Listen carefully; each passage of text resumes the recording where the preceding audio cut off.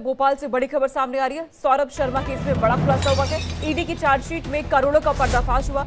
52 kilo सोने, 11 करोड़ का पर्दाफाश हुआ है। सौरभ शर्मा केस से जुड़ा हुआ ये इस वक्त का बड़ा अपडेट सामने आया है। ईडी की चार्जशीट में करोड़ों का पर्दाफाश। ईडी की तरफ से इस पूरे मामले की लगातार जांच हो रही थी और अब ये जानकारी मिल रही है कि करोड़ों का पर्दाफाश हुआ है। ईडी की तरफ से ये किया गया 52 किलो सोना और वहीं 11 करोड़ का कैश बताया गया है और इसे लेकर के ईडी की तरफ से जांच पड़ताल आगे भी जारी है। कई नाम सामने आ रहे हैं, कई लोगों को इस पूरे मामले में आरोपी बनाया गया। सौरभ शर्मा केस से जुड़ी ये इस वक्त की बड़ी खबर आपको बता रहे हैं। बड़ा अपडेट सामने आया है। ईडी की जांच में ये बड़े बड़े खुलासे सामने आ रहे हैं। ईडी की चार्जशीट में करोड़ों का पर्दाफाश हुआ है।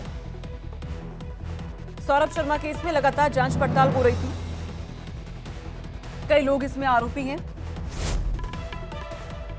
और अब इसी से जुड़ी हुई ये बड़ी अपडेट इस वक्त की। ईडी की चार्जशीट में करोड़ों का ये पर्दाफाश, जिसमें इस चार्जशीट के मुताबिक 52 किलो सोना, 11 करोड़ कैश बरामद हुए हैं। सौरभ शर्मा केस से जुड़ा हुआ ये इस वक्त का बड़ा अपडेट सामने आया है। मध्य प्रदेश में लगातार इसकी जांच हो रही थी इस पूरे मामले में और अब इसको लेकर के ईडी की तरफ से बड़े खुलासे यहां पे कर दिए गए हैं।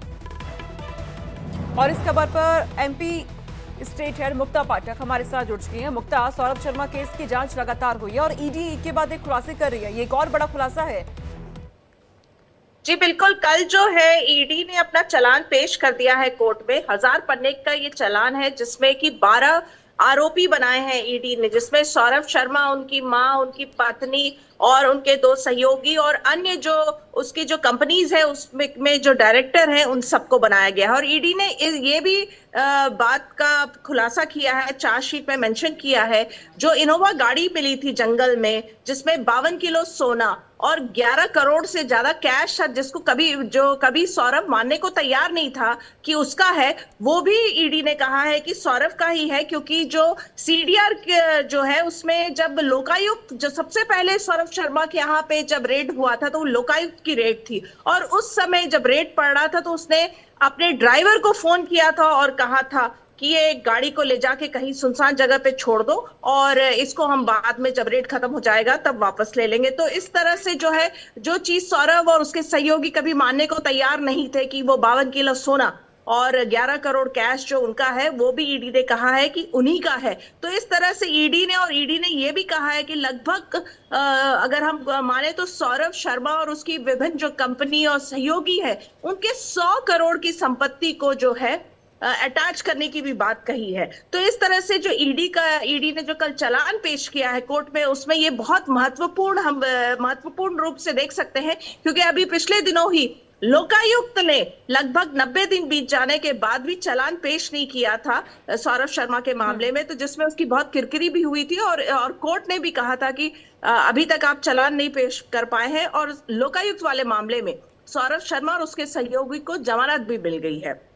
हालांकि अभी भी उन लोग जेल में है क्योंकि बाकी अन्य केसेस हैं। तो ईडी का जो ये चालान जो ईडी ने पेश किया है उसको बहुत महत्वपूर्ण माना जा रहा है। और क्या इस मामले में ये जांच आगे चलती रहेगी? क्या और भी नाम सामने आ सकते हैं, और भी खुलासे, ऐसे कोई संकेत?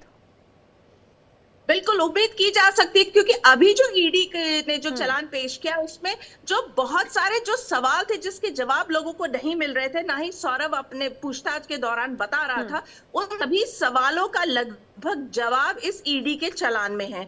जैसे कि 52 किलो सोना और 11 करोड़ का कैश जो इनोवा में मिला था, जिसको लेकर पूरे देश में जो है सवाल उठ रहा था कि इतना पैसा वो किसका है, तो वो ईडी ने कहा है कि वो सौरभ शर्मा का ही है। और 12 आरोप बनाए गए हैं जिसमें सौरभ शर्मा, उनकी पत्नी दिव्या, उनकी मदर और उसके जो 2 सहयोगी और जो उसकी जो कंपनियां हैं उसके जो डायरेक्टर्स हैं उन सबको आरोपी बनाया गया है। और ईडी ने उसके 100 करोड़ की जो संपत्ति है चल अचल, उसको भी जो है अटैच करने की बात कही है। तो ईडी की जो ये चालान पेश किया गया वो बड़ा ही, उसको बहुत ही हम एक कह सकते हैं कि महत्वपूर्ण जो है वो खुलासा है, उसमें बहुत सारी बातों का जवाब है।